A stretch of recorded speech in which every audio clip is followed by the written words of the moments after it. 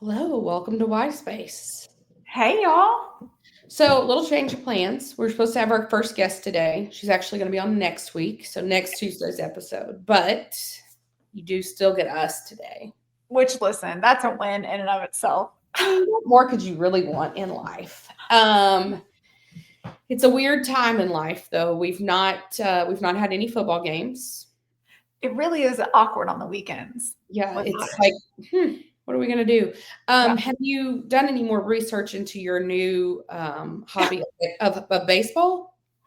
I wouldn't say that I've researched it, but they have started spring training. That started last week. Okay, So I great. do know that they are doing that. The Okay. season doesn't start for a little bit, but spring Okay. training has started. Yeah. So you said you were going to go with the Rangers. Where do they do their spring training? I feel like theirs is in Arizona. Okay. Are you saying that because that's where it feels like everyone's is? Okay. I mean, I think a lot of teams are there. Okay. I didn't know. I didn't know if we were like fully in yet. Have you bought a shirt or anything? Or No. But there is one of the Rangers players. His last name is Smith. I don't know his first name or what position. Josh Smith? Yeah. Yeah, He's on his TikTok. wife is on TikTok that I see every once in a while, Uh-huh. and they are renting an Airbnb with another player's family, and they're in Arizona. So I used my skills and I put two and two together. That's where it is. It's like you have been a fan for a lifetime at this point. Exactly. Exactly. Got it. All right. Well, I didn't know. I mean, we do have a lot of NBA stuff going on. It's very interesting, but you're still not interested, huh? I mean, I watched a little bit. There was a game on, was it yesterday? And it was Cleveland versus maybe Memphis. Oh, was this where there was the fight? Possibly. I was clearly not watching it at that moment. Yeah, there was a massive fight yesterday. Okay. Yeah, But I'm going to tell you, it took me a solid 5 to 7 minutes of watching it to figure out if it was a college game or an NBA game. So that tells you how okay. into it I All got. right. Well, that's not going to count. Okay. Well, that works. Good to know. We've also not seen Taylor and Travis. Not at all. I mean, nobody has. Like, I don't know where they are, but wow. Wherever they went, good on them. Yeah. Good on them. Yeah, it's really, really impressive. Like, Now, I do think New Heights is supposed to have a new episode that comes out Wednesday this week. So are they? I'm pretty sure they said last week they were out and they said we'll be back with a new episode next week, which would be this week. Well, I do know from social media, not like stalker social media, like people who were actually invited, that there was a birthday party at Jason's house this weekend in Philly. Oh, But I didn't really understand. I don't know if it was a dual birthday party for him and one of their children, or if it was just for the child. Based on the attendees, I was kind of confused. Gotcha. I'm not sure. I feel like something Travis would go in for, though. You don't think? No. I think we would have heard. Yeah. Well, I don't know, but I am missing them. I would love something. No. I'm still holding out hope that they'll do the red carpet for iHeartRadio. It's coming up the 17th. Yeah. Like for sure she would be there because she's up for, or she's Well, getting. yeah, and she's for sure going to be there because also so Taylor Nation has been really blowing up the Twitters about iHeartRadio, and they never do that about award shows with her. Ever. The only other time they've ever done it was right before whichever award show it was she announced Midnight's at. That's right. I'm not saying she's going to announce anything. Yeah. I mean, I would be happy, but so I just think like he's not in season. They're not even doing like pre-camps or any of that stuff right now. So like there really is a reason that he couldn't be there. Yeah, from my perspective. His schedule might dictate differently. I mean, they're nominated for an award together. Right? I feel like that's the perfect time to make your red carpet debut. She for sure will be there because she's like for sure being honored for Tour of the Decade. Right. Like lifetime achievement thing. So and I feel like he would want to support that. Oh, for sure. He's got to be there. So we've got that going on. But we did have an award show last night in Hollywood. We did. We had the Screen Actors Guild Awards, also known as the SAG Awards. It was hosted by Kristen Bell, Becca's favorite, because love her. So pretty. She did look lovely. How did you think she did as a host? I thought she was fine. Yeah. There's not a lot of room for creativity in that role, and it's not a very exciting thing. So I thought she did fine in what she was Did you given. like her little monologue to Frozen, the Frozen song?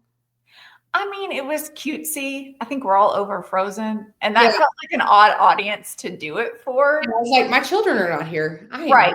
Yeah, That's not really them. And listen, their children are not with them. Like they're kind of enjoying an adult evening, but the only thing I really loved about her, of course, harkening to my Gossip Girl days, because if you're not familiar, she is the voice of Gossip Girl. Mm-hmm. And Leighton Meester was there, obviously, because her husband, Adam Brody, was nominated. And they did a little spoof on Gossip Girl, so I really enjoyed that. Nice. But that was good. A lot of fashion. And for once in a freaking lifetime, we actually had some good stuff. We really did. So SAG is not an award show that I ever pay attention to. Either. To be honest, I don't know that I have ever, but this was, I even made notes. Look at you. I know. Now, I paid attention to the red carpet, and then I tried to watch for a little while, and we'll get into later, but I couldn't do the whole thing. But I was very impressed by all of the fashion, which surprised me because I guess in my head, Oscars seems like a bigger deal. I felt like these people went harder on their fashion at SAG. I don't know if they were just in a mood because things in LA have obviously been a little dire lately. I don't know, but maybe they always do this. Again, I've not paid a lot of attention, but yeah, there were some great ones. There were some misses for sure. Do you want to start with any misses you had? Well, I feel like probably the biggest one would Timothy Chalamet. Did we see him? Yeah. Okay. So that's actually number one on my list. So he, if you didn't watch, was wearing what could be described as a black plastic suit with a lime green shirt. Now, and a bolo tie. I did find out that this was an ode to Bob Dylan. No, stop. You already did the movie. But listen, when Bob Dylan did it, he wore a real black suit. It wasn't plastic. It looked so bad. It was. And why must he always have this little puberty stash? He's so young looking in the face. I feel like that's why he does the facial hair, but it also looks like he literally drew it on. I need him to go to a barber and be like, listen, I need you to make me look better, because a haircut can change the whole thing for him. Because what he's got is not clips. He did win an award for his movie, whatever it's called when he plays Bob Dylan. I wanted to call it The Overcomer, but that's not it.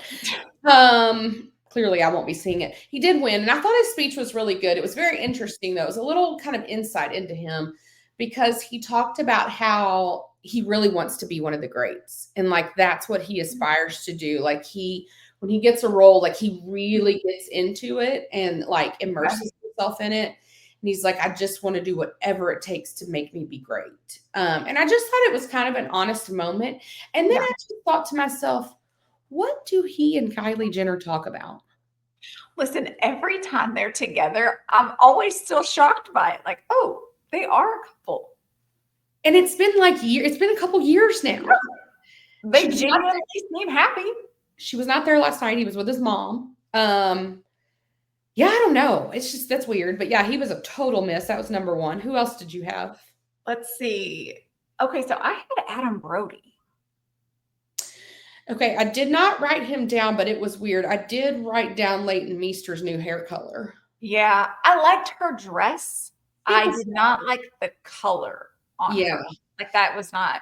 But Adam looked like he had just woken up from maybe a nap and was like, oh crap, let me grab a suit that's on the floor and throw it on.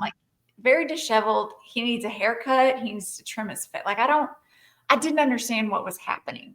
Now, I do think that we have to give a little grace because their house did burn down, but I feel like surely they could have gone to get something. I'm sure they're living somewhere else. Yeah.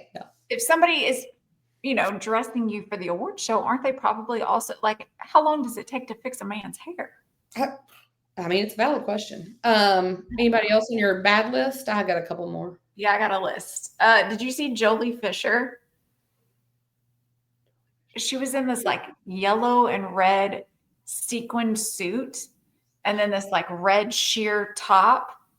It just looked, and then massive eyelashes that you couldn't really see her eyeballs. Oh. I just thought maybe she was going to like a after party in Vegas and missed wasn't getting time to change. Yeah. It was an odd choice. So I didn't like that. I didn't like Jamie Lee Curtis looked like she was going for the role of a villain in the Muppet movie. Yeah, she's feathers. She's like really leaning into her older woman era. Okay. I think. I mean, that's all I can surmise. I mean, I could see that, like the rich, retired old ladies in Florida wearing their like house gowns. Yeah. Okay, I can see that. She had a visor on, something like that. I didn't like that. I didn't like Zooey Deschanel did like a tuxedo dress, but I think it was because the dress was high neck, and then you've got all this hair. Yeah, her hair was like brought to her face, so you just saw like it was just too much. Yeah, it was not the tuxedo dress was not done well. So I didn't. Also looked very scared. Yeah, but she always does. She was presenting with her co-star from New Girl, and she looked absolutely terrified. Yeah, which again is always surprising to me because your life is literally like your job is to be. What you do? Yeah, it's weird. Yeah, I didn't like that. I didn't like Demi Moore's dress. It was like leather up top and then went into fabric on the bottom. I think had she done leather all the way down, that would have been awesome on her. Yeah. Now listen, I kind of was just about her outfit. But what I am loving the story arc of Demi Moore lately. I do too. The fact that she's finally winning awards after, 5 decades of a career. Right. And I think also because Bruce Willis is sunsetting, I really love it for their family. And to be her age and still be that beautiful, I'm sure she's had a lot of work done. It's fine. Right. I'm not above it, the Botox. Right. Who am I? But man, she's stunning. And every time she gives an acceptance speech, I say every time, this is only the second time, but when she does, just graciousness exudes from her. And I think there was a period of time where I was like, is she going the way of Britney Spears? Okay. And so I felt like I'm just happy with her right now. Yeah, I can agree with that. Yeah, no, I like that. The only other one that I noted was Chris Olsen. Why is he there? He looked sweaty. And right? Like, I don't understand. Yeah, we're going to get into him in a minute for another topic. The only other ones I had, listen, what is it about Ariana Grande? Is it that I don't like her? But why is everything she wears, why does it always look like it's made from tissue paper? Well, but it also looks like you bought it out of the children's dress up section. Okay, so part of it, we're trying to play princess. Yeah, I can't get into what I'm going to get into in a minute, but we're going to come back to Ariana Grande. The other one I had was Quinta Brunson. I love her. I love Abbott Elementary. Her hair. Well, her hair, and she was wearing a tablecloth from your grandmother's house. It was. It looked like it was made from doilies. And I don't understand. But every award show she goes, maybe that's her natural hair and she just prefers it being that short. Yeah. But like on the show and everything, she has really long hair. And so the short hair does not do her any favors. No. Those were the only ones I had. Well, Jeremy Strong, listen, I don't think he has ever been to an award show that I've enjoyed what he's wearing. He was wearing what was like a felt green something. I don't know. It was weird. Whoever he's paying, you are robbing this man. Like, it is severe. Good on you for getting your money, though. And being terrible at your job. Okay, what about best dressed? I had quite a few. I had several. Selena Gomez. Yes, top of my list. Stunning.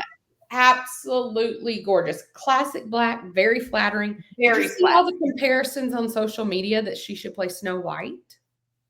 No, but that's fantastic. I thought, now there's a recast I've never thought of. Yeah.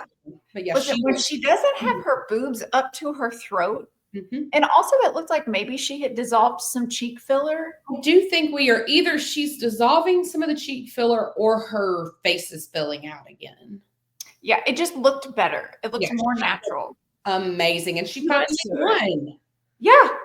So I'm pumped for her about that. Yeah. So I loved her. Carrie Russell just had a very simple, like black dress. She just looked so pretty to me. Yeah. So I really liked that. Jason Segel, is he attractive? Oh, okay. I'd forgotten about him, and I thought the same thing. I was like, oh, wait, I did used to think he was handsome. I mean, I think he's been working out and doing some things. I'm liking the black on black. Yes. I have several people that I commented. Kieran Culkin was another one that was wearing that. Yes. I really like that look. Kieran looks real good. Yep. Yeah, he did. No, I liked that. Coleman Domingo, which I called him out on the Oscars. He looked fantastic then. God, he looked so good. That houndstooth scarf he had on, like, so we had the black tux pants, the white tux jacket. Yep. That like houndstooth scarf he had under his jacket. Oh, I loved that. Yep. That is the epitome of like fancy classic money. He just looks so good. I can't wait. That. It's made me even more excited about Cheryl Lee Ralph. We got that. Oh, yeah. We've got a lag. Go ahead. Go ahead. Oh, mercy. Cheryl Lee Ralph. Now, she also did a tuxedo dress. Hers was done to perfection. She's in Abbott Elementary, but she had like on the black skirt with almost the cummerbund and then the white tuxedo top. But it was not, it wasn't so like all up here. She looked beautiful. I loved that. That's how you do a tux dress. I thought Zoe Saldana looked good. Yes, same. Abby Elliott was in, she's on SNL and maybe The Bear, but she was in a yellow dress. I didn't see which did not really fit the color theme of what most of the night was. However, I was like, she's the perfect example of someone that's had her colors done. Like, oh yeah, the blonde style that she like. It just all looked very pretty. So she was my other one I picked. Yeah, I love Zoe Saldana's. It was black, simple, but that silver flare she had on her shoulder, I really liked. I liked Kerry Washington's pink dress. Okay, so I had an asterisk next to hers. Okay, and what did that mean? I loved the dress, but I do think at some point we have to understand that we need bras on at all times. The boobs were smushed and down. If they had been up a little bit, but I loved the dress. Yeah, I think pink, it's like that baby pink is so good on her. Yes. I wondered if this one was actually going to make your worst dressed. And it's funny because it's on one of my best dress. I thought that Brooke Shields looked really good. Now, she looked like a disco ball. But I thought it looked really good on her. Listen, I saw it and I was like, oh, she looks really good. And then I was like, but I don't like her right now for some reason. Oh, now listen. Right after my list. Keep your personal feelings aside. You don't do well with that. Overall, though, from like the awards perspective, there were a couple of notes or thoughts that I had in my head. First of all, I noticed The Bear is starting to win less and less. Yes. They're not as new anymore. Wicked is not winning anything at any award show. And I hate to say it, but I'm loving that. Amelia Perez is winning-ish. Ish. There's going to be an asterisk next to that. And that stinks. But the like best movie, The Conclave. Again, we go to these award shows and it's always something obscure. Right? Nobody's seen that. And I get it. You have to be a member of the SAG-AFTRA to vote. So it's really your peers voting and they really understand the art and all that. But really, we are how y'all make money. Right. Right. We did not watch The Conclave. Probably no one did. No. So I had to Google what it was even about. And I was going to say, I don't even know that I've heard about it. It's about the Pope. I mean, I guess it was fitting because I guess he's about to kick the bucket. But I mean, not to speak ill. Yeah, so I've noticed that Only Murders in the Building is still being successful. And I love that. I think that was pretty much the only things that I really took note of. Kieran Culkin, actually, I wanted to talk about him. This dude wins everything. He's amazing. He's hilarious. Like, do you think Macaulay's like, okay. Do you think he thinks about it? I don't think so. I think Macaulay is probably very happy with his life. And he's like, good for him. He's getting out and doing all that. That's not really his lane anymore. I Do you don't think that they're friends? Do you think they have a relationship? I bet they do, but I bet they're not like super close because from the trauma of their childhood, I think they've both kind of grown up and figured out how to heal on their own. Yeah. So I would imagine that they still talk, but they're probably, my perception would be that maybe they're not super close. Now, with Succession ending, I'm very interested to see what Kieran does next because it seems like everything he touches is magic. So I'm telling you, if you're out there and you need to cast him for something, he's your guy. Go for it. Yeah. Yeah, that's my thoughts on the SAG Awards. Anything else on your points? I don't think so. Okay, so we have had a lot. Sorry, I had a weird text message. Par for your life. The story of my life. We've had a lot of questions about the term ick. Like, yeah. ICK. So if you have not watched Nobody Wants This, it kind of had a resurgence with that movie, the word ick, because it comes up when the sister says to Kristen Bell's character, like, did you get the ick? You know, and they like have this whole thing. It's really, really funny. And she's like, oh my gosh, I think I got the ick. It's super, super funny. But we get a lot of questions about like, what do you not like? Who do you not like? I mean, clearly I'm very vocal about some of the people I don't like. Billie Eilish. Yeah. But I thought what we might do, since we're missing a little Taylor news these days, what are, and I did give her the heads up, so no one feels sorry for Becca, okay? Her surprises are coming in the next category. Woo! What are your top 5 icks in Hollywood right now? Okay. I liked this question. Oh, good. See? No, but I appreciated that you gave me time to think on it too. Yes. So I didn't like necessarily rank these in order, but I did have mine are not like number 1. It's just okay. So the first one I have written down acceptance speeches or speeches that just go into philosophical. That's really right. Oh, like Jane Fonda last week. Oh my God. Like, I get it. You have nothing else going on for you right now. Like, this is all you can talk about because you're not in character. Like, can we just, it's gotta be done. Yeah. Ugh. But also it looks like, I don't like when it looks like you expected to win. I hate that. But okay, you are such a planner. Let's say you're nominated for something. You're not going to have it in your pocket just in case. No. This feels because I also am of the understanding no one freaking cares who you're thanking. Get up there. See, I do care. No, I don't. I always take note. And if they don't thank somebody that I think that they should have or that they normally do, I'm like, uh-oh. No, I don't care. All right. I don't look it. Go ahead. I'm getting up there. I'm thanking myself. I'm thanking my family. And I'm thanking the team that got me here. Like, we don't need to list names. No one. You didn't even thank Jesus in this. I'm just saying, your mom listens to this show. Oh, man. I'll add him at the end. Okay. The second ick I have is when celebrities wear designer clothes that have the label all over it. Oh, like yeah. LV everywhere, or the Fendi F, or like the Chanel everything. Listen, when you are a celebrity that wears that many labels, that tells me you don't actually have as much money as other celebrities. Oh. Because you're not showing that, but okay. I don't enjoy it, but yeah. Okay. Yeah. You know what? It makes me think of 2 things. Back in the day when FUBU was big. Oh, yeah. Like FUBU, huge on your shirt. Or when it was like back when Polo, I mean, Polo is still a big brand, but like the word Polo would be really big, or the horse like on the chest instead of like the wee little horse that's like an one was more like 5 feet on your chest. Yeah, that's what it makes me think of. No, I don't love that. And you always knew those were from TJ Maxx and not the real outlet. Right? Just saying. We all knew. My other ick is when celebrities are trying to like hide while they're out in public, but you've got a hat, a hoodie, and sunglasses, and everyone else is in shorts and flip-flops. Like, you're sticking out. Yeah.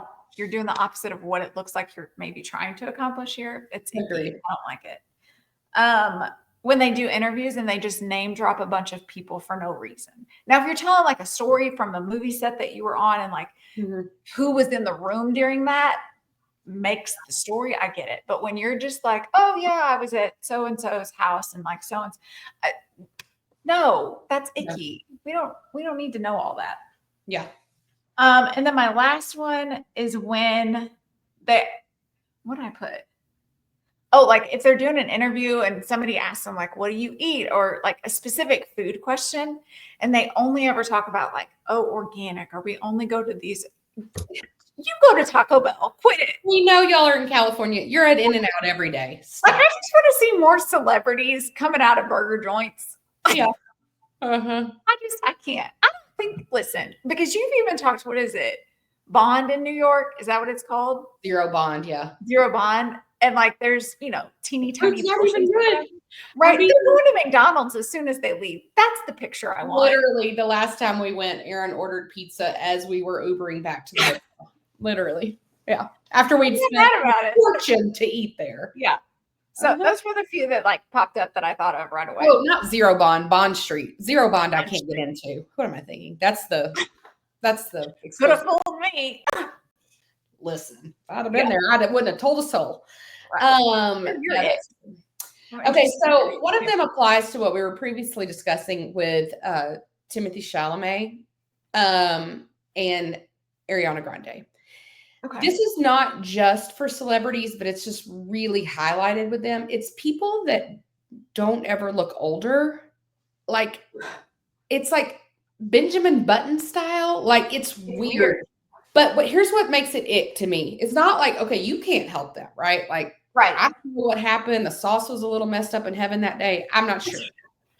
But this is where my ick comes into play. When you try to make yourself look older, for instance, Ariana Grande's hands are covered in tattoos. Yeah. Something that you might think it's like the henna stuff. It's not. It's real ink. Yeah. It's like she's trying to look edgy and older, but you look like you're 12. So it feels wrong. It's an odd mix. And it's like Timothée with the pencil stash. Like, and also it's just weird, and it gives creeper vibes. Real bad creeper vibes. And also on the Timothée Chalamet note, do you notice that he always leans? Yes. And it was really problematic last night because when he won, the microphone was too short, and he was observant of it. He kept trying to move it, and he kept saying, I don't know how to move this microphone. He said it like 3 times. And it's like, why are you worried, son? You're always leaning. I don't understand. Let's just stand up. Be amongst the people. I don't know. It really bothers me. I know, again, you can't help it, but just kind of like lean into it. Don't wear the tissue pink dress to like. Yeah. Dress older. Yeah. Maybe don't make your hair that color. I think that's part of the problem. Or with all the barrettes like a little kid does. Okay. Well, you just jumped to conclusions because number 4. Okay. We all know, we talked about it last week. We know I love Gracie Abrams. Mm-hmm. Who's really bad about this? It's the barrettes in the hair. It's ugly. And ribbons. Yeah. It's not even cute on little kids. No. And listen, like when Gracie's hair was longer and she would do like the, like half up long kind of ribbon in her hair when she was playing the piano, I was like, well, I mean, it's fine. But now that she's got the like chin length bob and she still has the very long ribbon or the barrettes, and you are that gorgeous, like, right? What are we doing? And now Selena Gomez is back to doing them. It's not okay. No, people, we can't go backwards. We cannot do this. Next up, and again, these are not in any order. I'm just going to call it woke. Okay. I have the ick about woke in either direction. This is not a political statement. So I don't care if you're Jane Fonda up there talking about whatever you talked about for 25 minutes. She lost it. Clearly tried to cut you off so many times and you just kept going. Or you're like Donald Trump and Dean Cain. I don't know. I don't care. I don't care what you're talking about. I'm here for entertainment. Entertainment, Hollywood, celebrity, all of that pop culture is an escape from reality. Right. Please don't bring reality into it. No. That's not the place. No, it's not. And like, that's how we end up with things like Kanye West is when you people allow and promote this wokeness, then we get this. Now, we don't need any more of that. Okay? No, we're good. So I've got those. And then I have, the other ick I have is sharing dating partners. So this is a little problematic in this outer sphere of the Taylor Swift friends, okay? Because you've got my dear Gracie Abrams. You know, she's dating Paul Mescal now. Yes. Not allegedly. I mean, they are. Who used to date Phoebe Bridgers. Who is now with Bo Burnham, who is Gracie Abrams' ex. Oh. Okay, these are just two people that I'm giving you an example of. Throughout Hollywood, it is everywhere. But when you run in the same circle of people, it's kind of like when half of the people in Taylor's friend circle dated Zayn Malik. Back in the day, everyone thought he was very attractive, right? Right. So I get it. But we can't all date him. Okay. And now the rumor is that he's going to be in Selena's new music video. Okay. He's back. I don't understand. Why not? I mean, I don't understand. So that. But I mean, like, the circle is small, and I guess maybe they all feel like they have to date famous people. They can't just date the average Joe. So we got to share. I don't know. I mean, and the Jonas Brothers, everybody shared them. But it is funny that you said Joe, because my next one up has to do with Joe Alwyn. I'm glad I'm helping with your transitions. You really are. Like, I don't even need to do today. So, listen, I don't have a problem with Joe Alwyn. I am not a Joe widow, as people call them, who are sad to break up with Taylor. I'm not. I was not a fan of that relationship. I don't find him attractive. No. I don't believe I've seen much of what he's been in from an acting perspective, but what I've had was very missable. Like, there's not really a lot of talent level there. Yeah. But it is people in Hollywood who say, I just want to be like unknown. I just want to like do my own thing. I want privacy. I want to be private. I want to do this. Okay, first of all, you chose the wrong profession. Like when it was that day in kindergarten, when it's like, hey, what do you want to be when I grow up? If you want privacy in life, you don't pick being an actor. Right. And then you cannot also say that and then show up in every fashion show in every city in the world. Okay. Pick a lane. Just you either want to be private or you don't. Like, I don't like that. Don't like it at all. That's a good ick. My very last ick is why do you look so nervous? I don't know. I feel like it's gonna be real good or real spicy. Listen, I feel like being a celebrity is hard. Okay. I feel like it is. I feel like it's hard because like I feel like you have that aspect of like you don't know who to trust. People probably try to take advantage of you. Yeah. But I mean, your lives are not private. I feel like it's hard. Now you chose it. I don't pity you. Right. That's fair. When you show up wearing clothes that are 18 sizes too big for you, especially if you are a small boned person. Yes. What are we doing? Like, okay, Justin Bieber has not been attractive since he was like 15. So this is not an issue. But he is not helping himself by wearing what can only be compared to like MC Hammer pants. Every good day. And like with his house shoes. Now, I understand they're Louis Vuitton and they probably cost more than my car. But like, what are we doing? Billie Eilish, same thing. You have some of the most gorgeous eyes I have ever seen. What are we doing? But like, to go back to Justin Bieber, your pants, like the way that you walk is now a problem because you're trying to keep these pants up. Yeah, it's like you're having to spread your legs out and like keep you comfortable. If you were to wear like pants that did fit, would you walk weird now? Because your legs are. I would love to see him in an outfit that's age appropriate and that fits him, just to see what it looks like. Because, like, remember, this is a little risque, I guess, but remember when he did the Calvin Klein underwear ads? Yes. Like, that fit. Those underwear fit. Like, and you can tell he's still wearing those underwear because his pants are down to his kneecaps. It's a very odd situation. And I don't appreciate that it makes me feel like I'm a 95-year-old woman complaining about it. Okay? They have holes in their hands. It's hard, but get a Taylor. That's all I'm saying. It is. It's weird. Yeah. No, don't love it. All right. So those are thank you. I like them. We don't have any Taylor talk. There's always rumors. We'll get to some questions about that, but it may not be football season, but there are still some things happening. You said you have some notes that I've not seen, and I have some notes you haven't seen. Okay. So I'll let you go first. Well, I mean, we are in the off season, and right now everybody's kind of like vacationing, revamping back, from being in season. But there is a little bit of news out. So the NFL Combine starts, is it next week, I believe? Or No, this week? Later this week. Yep. So it starts, and it did just come out. Now, last year there was a handful of players that don't do anything at the Combine, but they show up, whatever. It's weird, but I guess it's becoming maybe more of a commonplace thing. So it did come out that Shedeur Sanders will be at the NFL Combine, but he will not be throwing. He will not be doing any drills. He will just be there to interview with teams. I don't know how I feel about it because I go back and forth, because here's the thing, you've given a lot of tape over your years in college. I get that. Maybe you're trying to make sure that you don't have injury, or what if it's an off day and that's the one thing that they focus on. So on that hand, I get it. But then on the other hand, I'm like, this is your chance to shine before the draft.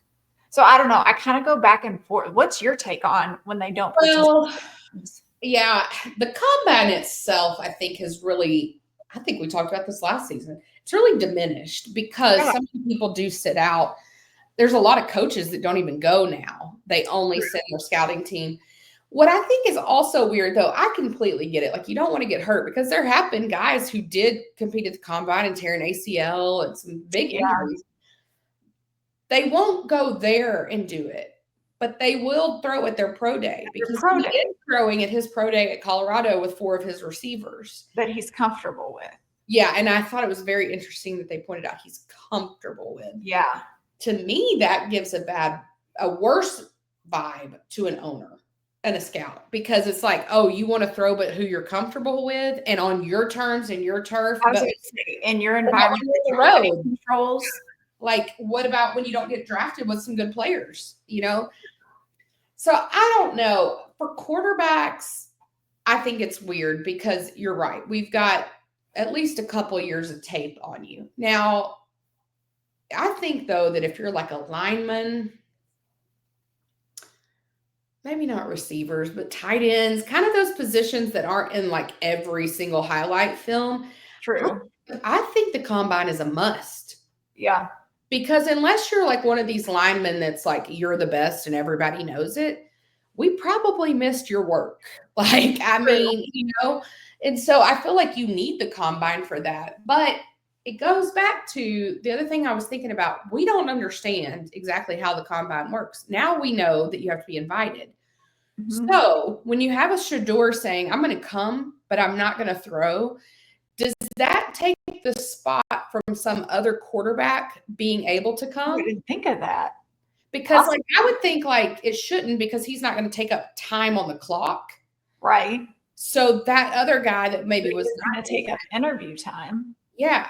So I wish we knew more than we did in life. It would really help.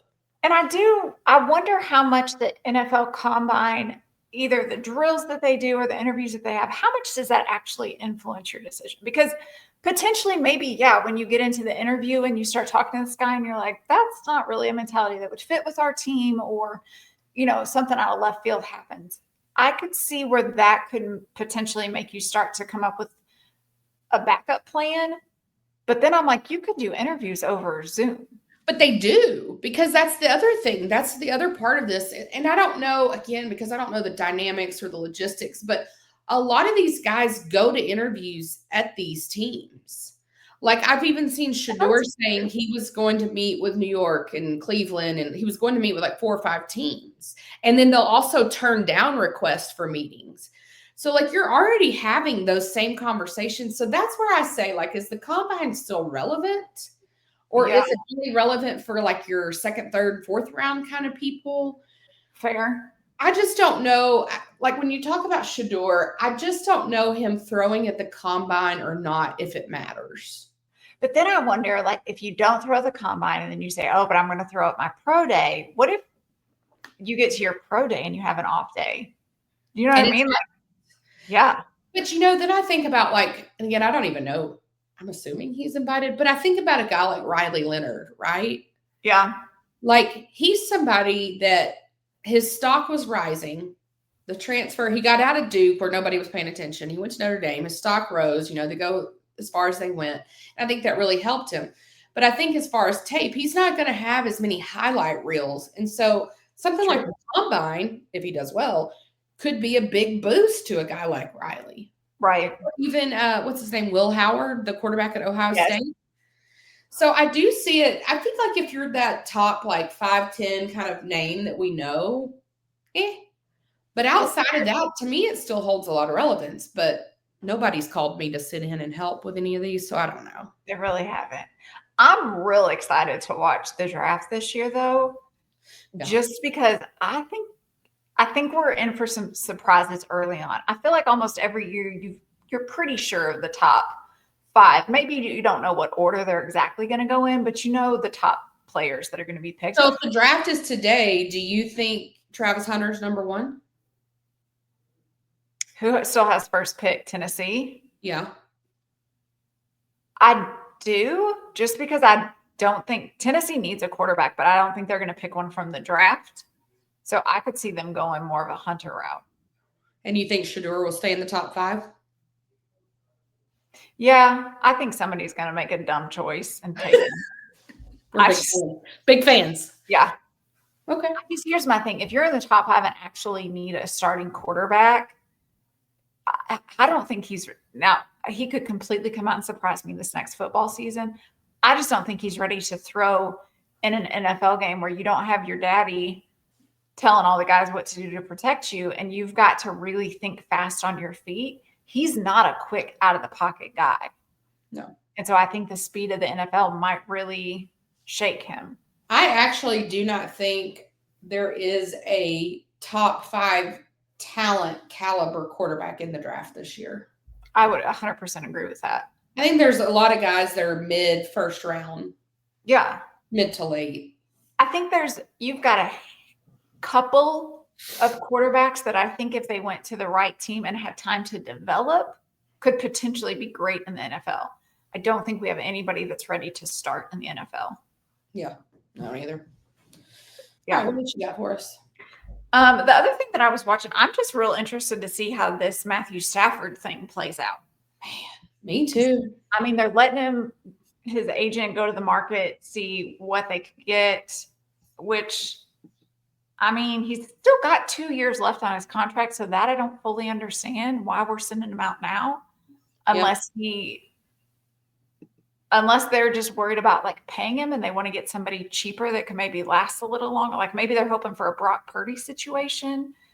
I'm not totally sure on that. I do see where it allows the Rams to see finance wise what he's worth, but also like in the league, what do people think of him? Like, is it a good thing for us to keep him, or are people fighting to take it from us? But I'll just be real interested. I want to see him and Cooper Kupp go to the same team. That's probably very unrealistic, but I think that they kind of want to finish out together. But I'm interested to see. I keep seeing all this talks where was it the Steelers that keep he's rumored to be talking to them? Well, the Steelers keep coming up with everybody. They come up with him. They come up with Aaron Rodgers. Or wait, are you talking about Cooper or Matthew Stafford? Stafford. Yeah. I've seen the Aaron Rodgers commentary. Well, why wouldn't you just keep Justin Fields? Or Russell Wilson? You're getting the same thing. Yeah. I don't understand that at all. I'm a little shocked. Yeah, I don't know. So I'm kind of watching that one because I'm just real interested to see what ends up happening there. Because if he does end up staying at the Rams, then are you staying in an organization that you don't really feel like they want you, or they don't really think you can do anything, even though he did great for them last year? Yeah. So I don't know. That's just it's an odd situation, but I'll be interested to see kind of what happens.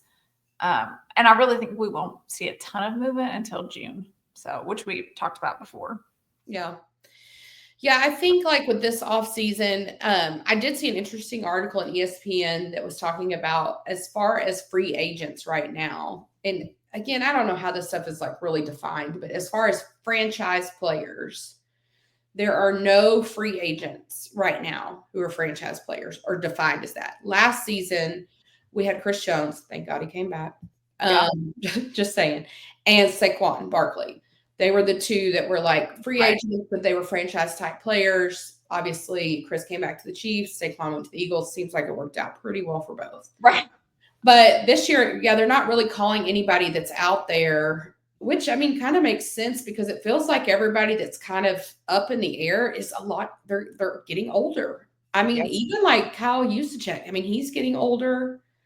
I don't know. The thing that I'm interested to see, not the thing, but one of the things I'm interested in is what happens with Sam Darnold. Yes. Because like, was it a fluke at the beginning of the season? Right. Like what? I don't really understand what happened. Like he was having like a hell of a year and then it was like just implosion. It's like the picture of inconsistency. But you don't know what's causing him to be great and what's causing him to struggle. Right. So I guess what I don't understand, was it coaching? Was he hurt? Was it because the players around him, I mean, you still had Justin Jefferson. Like, I'm pretty sure you should be able to still had your weapons. Jordan, I don't know. That was a very interesting downfall. So I'm interested to see what happens with that. Of course, I'm interested to see what happens with Aaron Rodgers. I saw a video of him coming out of a gym from working out, and people were like, oh, he's still working out. Well, like, even if he's not in the NFL, did you think he was just going to stop? Get on a couch and eat? I don't. So weird. I was like, calm down.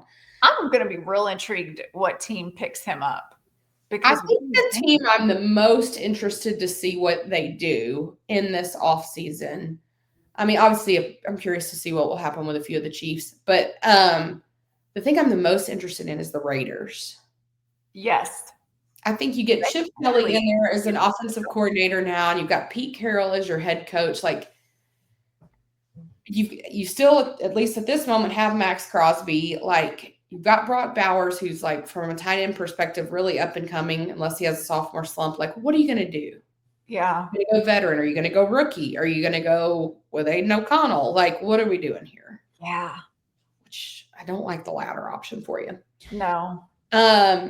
There's a lot of rumors about Chiefs players right now. Neither one of us realized how many free agents we had. Like, I know we had some big names, but like, there's so many.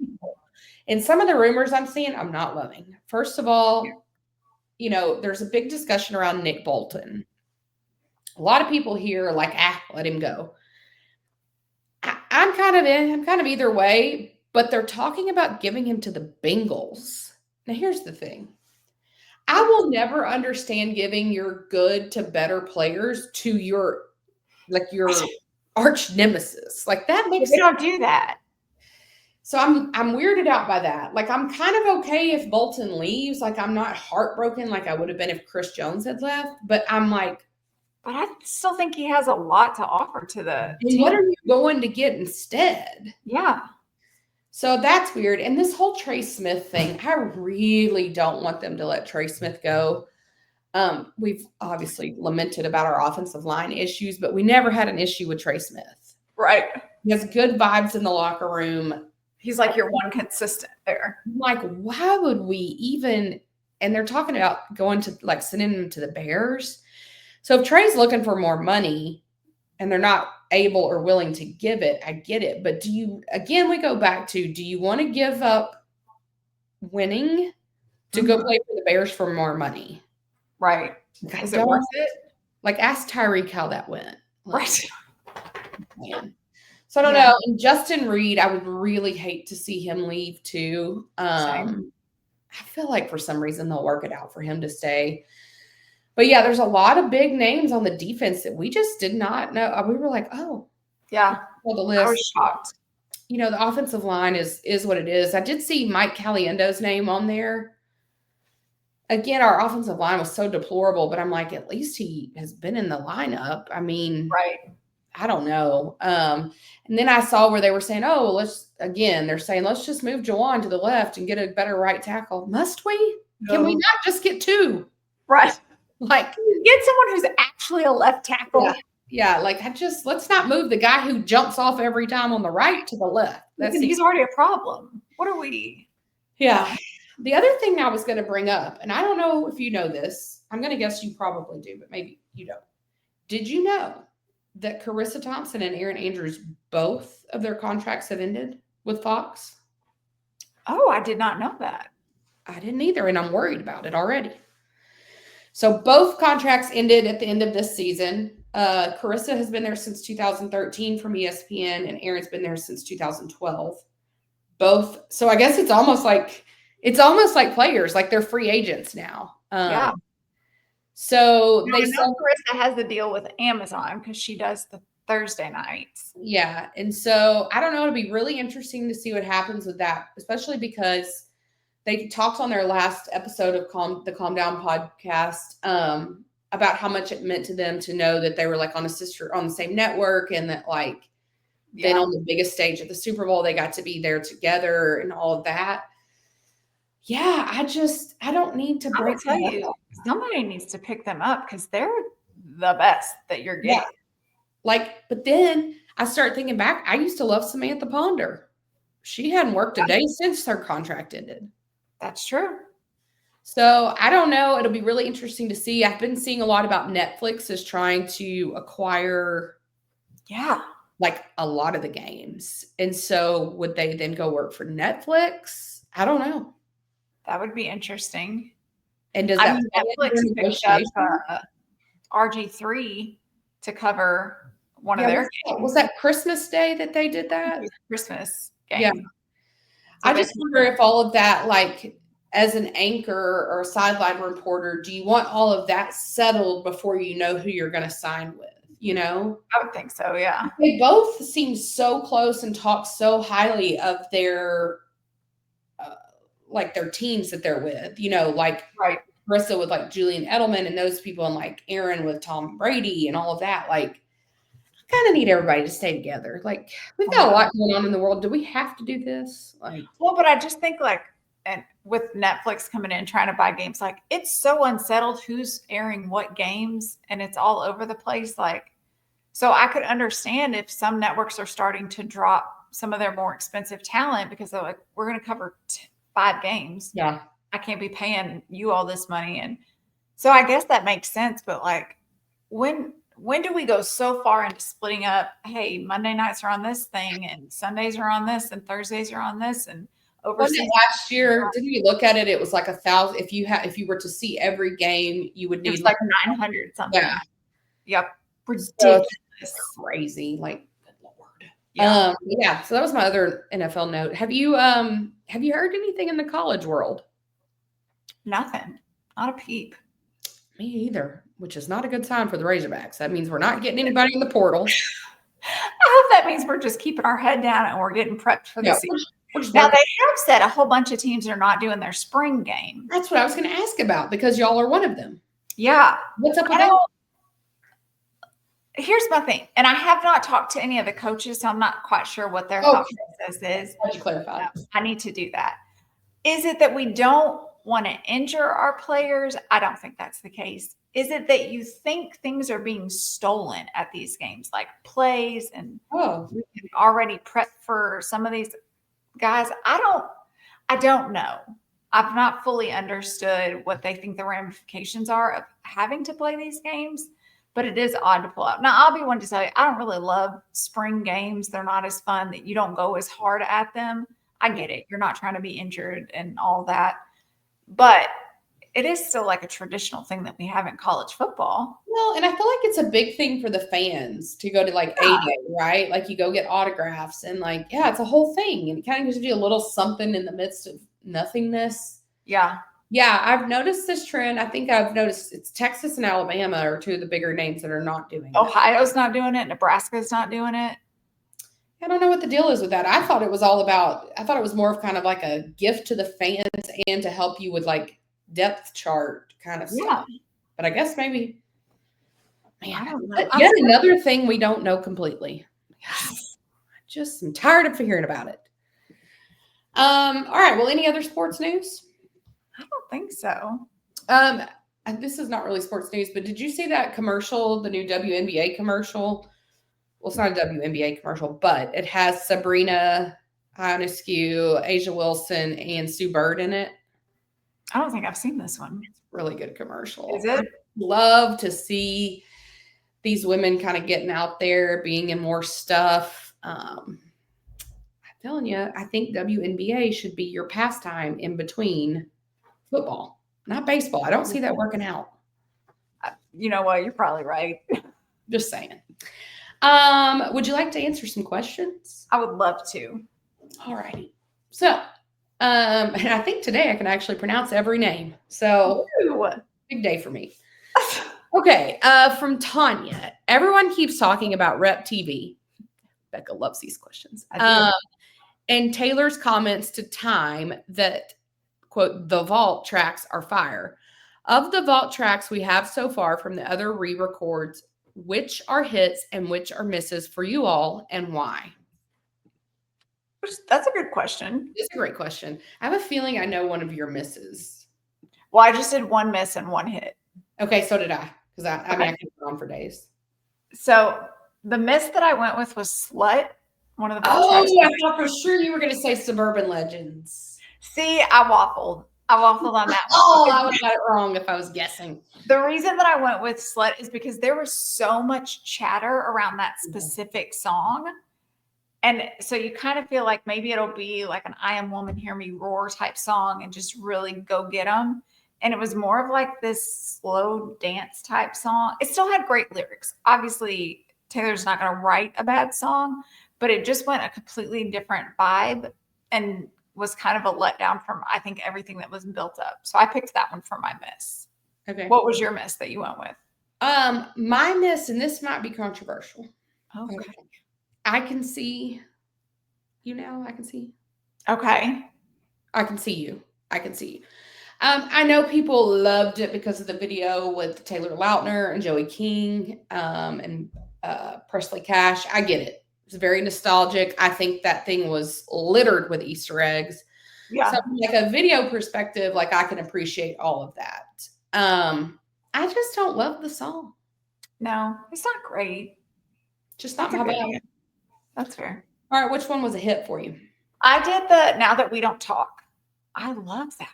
That's funny. That was on my potential misses. Oh, really? Yeah. Okay.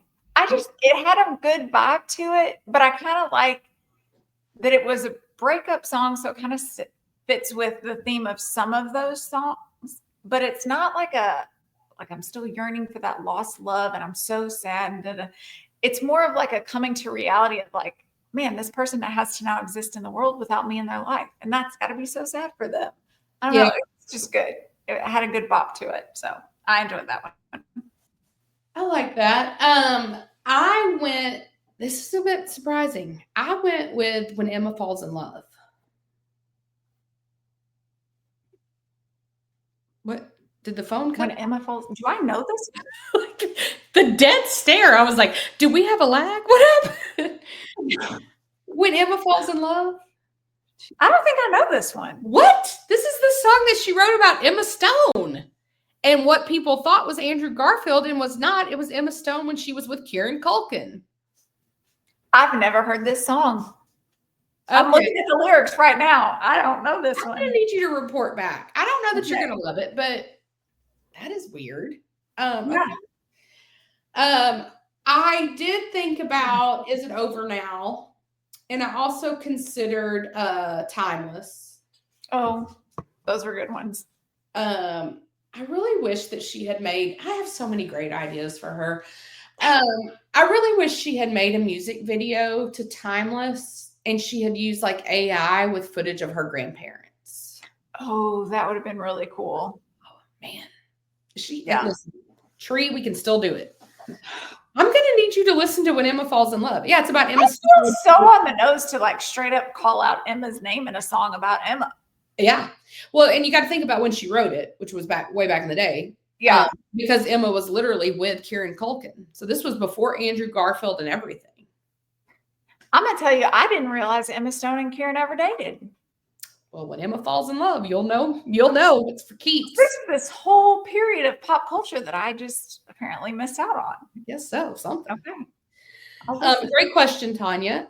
Okay, from Sophia. Of the musical careers that have hit mediocrity, who would you like to see a resurgence from, and what would you like to see from them? This one was hard for me because I was trying to figure out like who's considered mediocre now. Well, I mean, that's very subjective. I mean, because there's people I would say are mediocre. I mean, like a Billie Eilish, people are obsessed. I'm like, yeah. But the ones that I kind of came up with is country music is kind of my realm. If I'm just playing music in the house, it's almost always country music. So I would love to listen. I just need an album. I'm not a concert goer person. I'm very boring and bland. I just need you to put out a new album. Okay. So I went Brad Paisley because back in the day, he put out some good stuff. He hasn't done anything in a long time. I would love to hear a new Faith Hill album just to kind of see what her style moves to a little bit. And then also Rascal Flatts. Now, listen, I know that Rascal Flatts is out doing a tour right now with all of their older music. Huh? I thought they broke up. Well, they did, but they all had their little struggles and they've gotten that all figured out. So they're back together doing like a reunion tour. Lauren Elena's opening for them and it's adorable. But I need an album with new songs. I do need the producers and the voice editors to fix that. Because listen, when you've aged a little bit, yeah, that's not a live album. That's not no. Yeah, but I would love an album from them. That's a good one. I actually picked a country one as one of mine as well. Could you? I love Lady Annabelle or Lady A, whatever. I almost picked them too. I would love some, and I know they're kind of always putting something out, but like I need like kind of that resurgence of like the Need You Now. Yes. Like, I need that kind of back. Yeah. I went with Britney Spears. Like, listen, we've talked about it. I clearly cannot cast her in a movie, but like if she could come out with a quintessential Britney.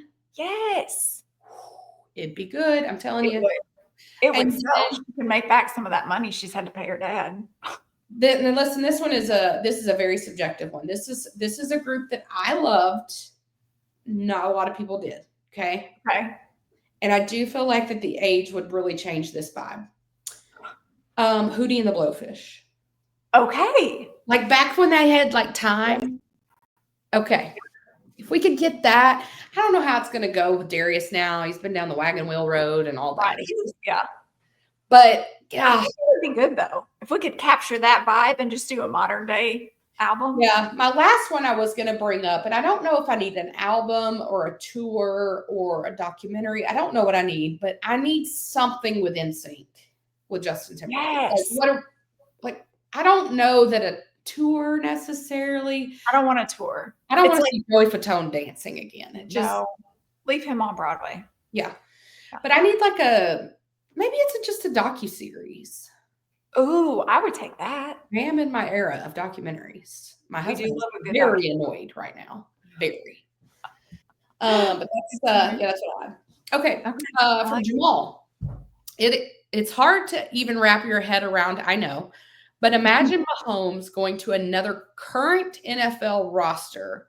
Where would he be the best fit? This, sir, is, first of all, offensive, but we will address it. We will. I kept going back and forth on a few teams, and I was like, where would he be the best fit currently? I would say, so I picked two. The 49ers, because you've got George, but listen. Okay. George Kittle. You've got some good weapons there. Yeah. And that gives more of the vibe of like backyard football. Like those boys play well when it's just like, hey, let's just get out here and play. And they do really well, which is Mahomes' style. He does well with that. So I was like, potentially he could go there. I do think the other fit maybe currently would be Vikings. And that's only because, again, you've got some good offensive weapons, but also that's a team that has a coach that very much lets you play what your strengths are.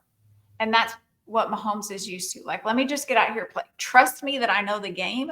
And then when we get out here, we're going to do, if I've got to call an audible at the line, like we're going to make it work. Mm-hmm. And I feel like those two teams have the best chance for letting somebody just come in there and playing their style of football. So that's kind of why I landed on those. I considered the Vikings because I think that matchup with Justin Jefferson would be fire. Yes. I actually went Dolphins. Oh, okay. That's a good one too. Because I think even Tyreek, Weddle, I think even what's that dude's name that plays tight end for them? I'm going to blank on that. Yeah, they have a tight end. They have a decent running game, though they announced they're getting rid of Raheem Mostert. So that makes it kind of weird. So that's what I was thinking kind of on that realm. And then I was also thinking the Ravens. He could do well there. Yeah. I mean, honestly, he could do really well with the Bengals too, but I just couldn't say it. No. The way Jamal says about him, I just can't do it. No. I would love to see him playing for either the Jets or the Bears, only because I want to see if there's any chance for those franchises to be turned around. Like, even if we give you the best of the best, do you guys have any shot? Yeah. Like, can you do it? Yeah. So I don't know about that. All right. From Kevin. I feel like we only got the brief recap that Mandy got second in fantasy football. Kevin, it's because it was painful. But we need more details. Tell us what worked in your rosters this year, what didn't, and what are your thoughts on strategy for next year? Kevin, I appreciate you calling out the fact that yet again, what is this, my third season in a row to get second? That is tough. I'm always the first loser. It's great. Yeah. Well, Becca, why don't you tell the audience first what worked and didn't work for your team? Well, I would tell you what worked is I don't believe a single thing worked for me this year. It was real bad. It was real bad. Okay. All right. What didn't work was that I went real heavy into the Chiefs offense and they all got injured. Yeah, that was pretty much the entire team right there. Yeah. So that was pretty rough for me. We also had about 700 people in our league. So yeah, we are cutting back this year. Yeah, that was pretty tough. Yeah, we're going from 16 to 12 this year. Okay, that's better. We can do that. We may even bump to 10. I got 2 people in the bubble in my brain, so I'll just leave that. Mandy's friend in real life, you better be real nice. Yeah, we'll leave that up to you. Tell you, if I got kicked from the fantasy football league, that would hurt my feelings. Well, you're not on my short list. From that, you're not on my short list. If that helps. That's good. Yeah. So I think my strategy going into this next year is I'm going to go back and kind of look at stats from this year. Yeah. So that I have more options, because a lot of I would pick 1 or 2. And by the time it got to my turn to pick that position, they were both already chosen. And so then I'm randomly picking, but I was picking names that I had heard before, and that didn't bode well for me. So I also tend to lean toward just my favorite teams that I have some players on that I like. So I'm going to try and branch out a little bit more this next year. We'll see. We'll see. Listen, it's so hard to beat Mandy. I don't know what her strategy is going into it fully, but she always ends up getting a team that you're like, I would have never picked that person, and they get her 700 points a game. It just makes no sense. Listen, every single season, if I have a draft where I'm feeling good about it when it's over, I'm screwed.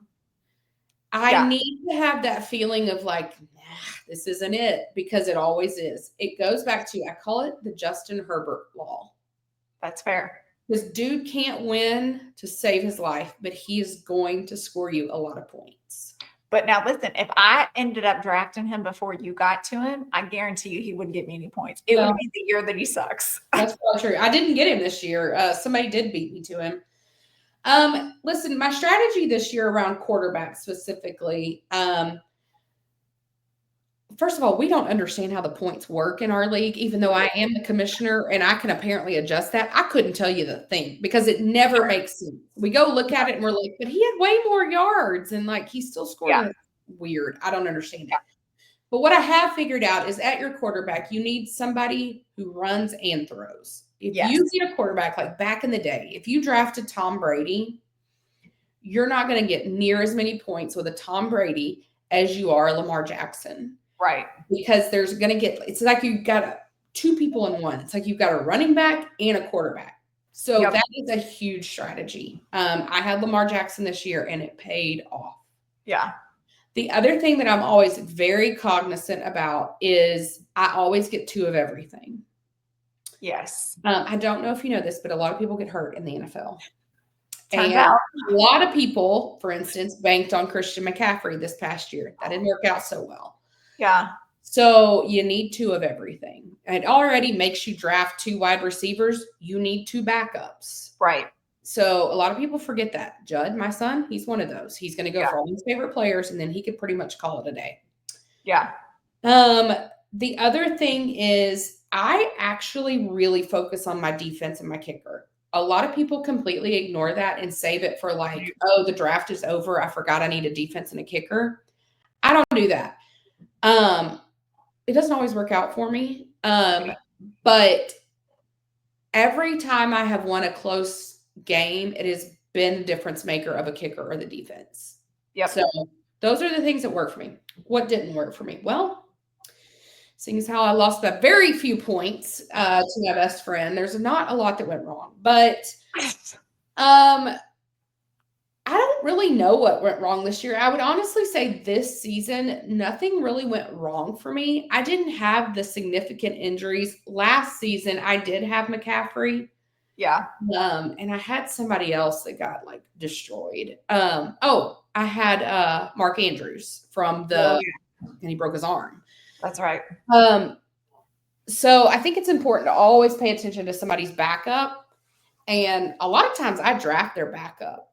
Like the year that I had Mark Andrews and he broke his arm, I had drafted his backup, Isaiah Likely, and he ended up killing it for me. Yeah. Also, don't go for the big names.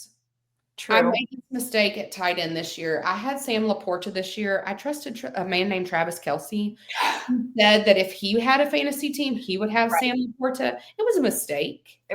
Sam didn't have a great year. So I really fault Travis for that. But don't go for the big names. That's where your problem is. Yep. It'll get you. But I do love it, and I can't wait for it to be here again. Me too. But yeah, what you're saying about the kicker, that's huge. I always try and draft my kicker pretty close to the beginning because they can make a world of difference. Yeah, it's also, again, I think what went most wrong for us this year was the fact that we had 16 teams, because you're right. Like, no matter where you fell in the lineup of drafting, you were going to go through 3 names. So it was your turn of people you did. So that was really, really hard. But it also made it really hard as the season went on and injuries did happen. There were no players to go pick up. No. There were no free agents. So you had to make a trade, or you had to just put a sucky player in. Yep. That is not smart. Don't ever go over 12. Yeah. But yeah, great question. And I can't wait for it to be here again. I'm so ready. All right. Are you ready for some Y Factor? Let's do it. All right. What are you not liking this week? Well, so for my why not, it was award shows. Oh. You touched briefly on it with the acceptance speeches, and sometimes people just go long-winded or start talking about politics and stuff. And listen, that's just not the time for it. But also, they're just getting really boring. I need somebody to go in and zhuzh it up a little bit.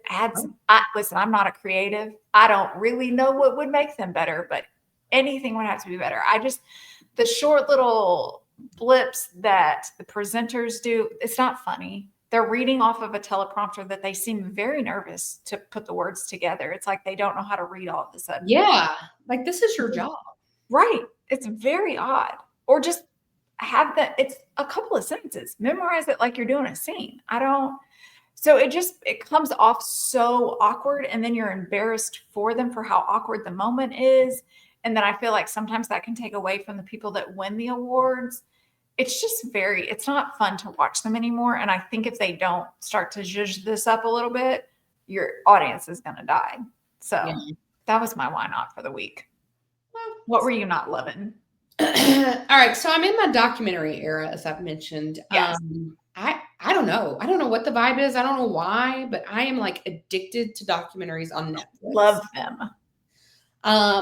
I just, like, Erin literally left the room yesterday because he came in to like lay down, and he was like, "Are you watching a documentary?" And I was like, "Yes." He was like, "I'm going to go to the other room." And I was like, "I'll turn it off." Doug just gets his tablet out and watches something with a headphone in because he knows. But I watched one this week that is a miss for me, and I'm real sad about it. It is the new American Murder, Gabby Petito. Okay, I have not watched this one yet. It was on my list. Now, listen, I've heard other people, my best friend has watched it, and she was all fired up, got herself all mad watching it about the case all over again. So some people it's really impacting. For me, it did nothing. And I think it's because, like, we're not going to get a trial. And so, like, recently I really loved that manhunt one with OJ, and we went back through the evidence. Yes. And we talked to the investigators. We talked about the glove again. We saw the blood. We did this. I mean, we saw pictures we've never seen before. Yeah. So it was like there was so much to it. So then we go to this. There's no trial. There's no guilty party that's still alive. Like, yeah. Yes, there's all this hoopla with his parents, and I think I felt like it made them look a lot worse. And I really wish somebody could legally pursue them for something. I don't know what, but it was like bleh. Like if you like literally caught 3 headlines from while she was missing and then found dead, like that was pretty much the documentary. Yeah, I was very disappointed, but some people loved it. Okay, well, what are you loving this week? Well, so what I'm loving this week is a documentary. But okay, go ahead. I actually watched it yesterday. So there's a movie on Netflix I think it's called Apple Cider Vinegar. Oh, Mel Gibson story. Now I have not watched the movie, and I know that they take some like creative liberties, so it's not 100% accurate. Yeah. But there's a documentary on Netflix called The Search for Instagram's Worst Con Artist, which is about Mel Gibson, who the movie is based off of. It's 2 episodes. They're like 45 minutes each. Mm-hmm. I'm going to tell you, it was so good. It was such a good documentary. Wait, is this not the thing that's called Apple Cider Vinegar on Netflix? So that's the movie based on Belle's story. Oh, I would have. But it's like they've taken liberties in it. So it's not like 100% accurate, but it is based on her story. Okay, so what you watched is the documentary of that movie. Well, it's the documentary of Mel Gibson. Okay. It was done a couple of years ago, well before this movie was a thing. Okay. But it was really good because it had like the original journalist that started like asking questions and putting 2 and 2 together. It had people that were formerly her friends that kind of are the ones that spurred this, like, hey, what she's saying doesn't seem to make sense. I don't remember her. I wasn't huge into Instagram back in like 2013, 2015 when she was kind of big on it.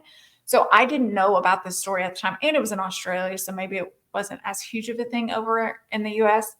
But it was such a good documentary. It was so well done. And it was a quick watch too. But I just really thoroughly enjoyed it. And because they had interviewed all of the like journalists that were kind of uncovering, I felt like you got more details into like what their process was. It was really good. Yeah, see, that's what was missing from the Gabby Petito. I mean, obviously her family put it out, but it was very much just kind of like back and forth between her mom and stepdad and her dad and stepmom. Yeah. Kind of telling the story. It was less about like the investigators and all that. That is on my list to see, but I was confused. I had Apple Cider Vinegar on my list, but apparently that would have been the movie. I too have a documentary here in this era. I watched Court of Gold this week. Oh. This is the like behind the scenes look of the basketball teams from the Olympics this year. Okay. It's obviously very focused on the U.S. team, but they do a deep dive on the French team, which is super interesting with like Wemby and that's right. It goes back into like the history. So like obviously the U.S. has always been like this powerhouse of basketball, but a lot of the theme and like most all the players, a lot of the players give interviews in it. Heavily Kevin Durant and Steph Curry. And Steph talks about like the rest of the world's catching up. And so like, this was kind of the thing, like we know that they're coming for us. Right. Super interesting. So it goes into like the history, and a lot of it was comparing this year's team or this past year's team with the 92 Dream Team. And like, that debate, which one's better and like, whatever.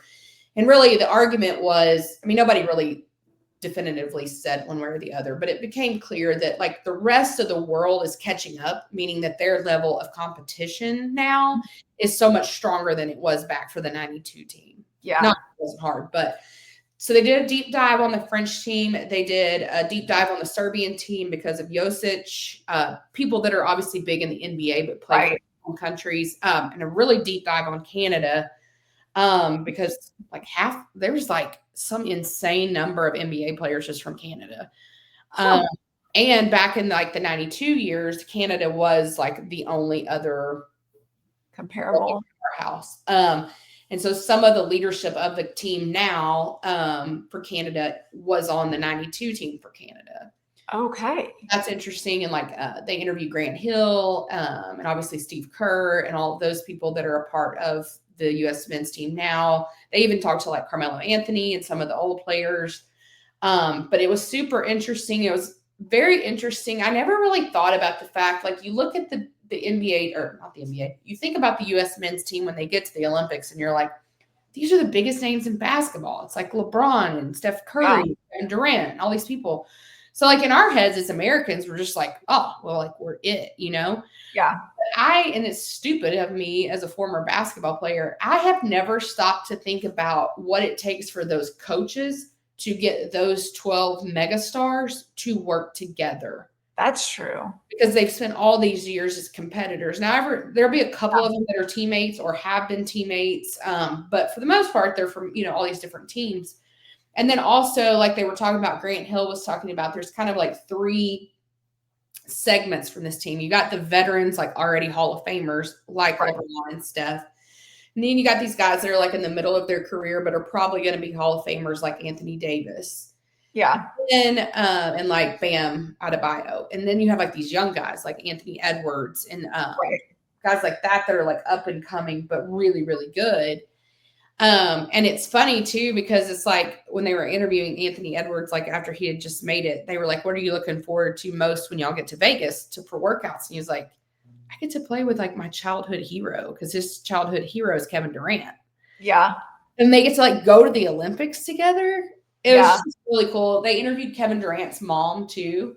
So there was just a lot of really, really cool stories. It's really, really good. And of course, I'm gonna have to go watch that one then. Sports, I mean, fantastic. It's the perfect mix. Even though you don't love the NBA, I think you would love this documentary. I love a good sports documentary though. So I'll have to watch that one. So. Okay. But yeah, that's all I've got. Did we miss anything? Yeah. Probably, but we'll talk about it next week or the next. We for sure will be back with our guest to talk about public relations and what that looks like in the celebrity world. Yeah. And we're really excited about it. So it'll be fun. All right. Talk to y'all later. Thanks for listening. Bye, y'all.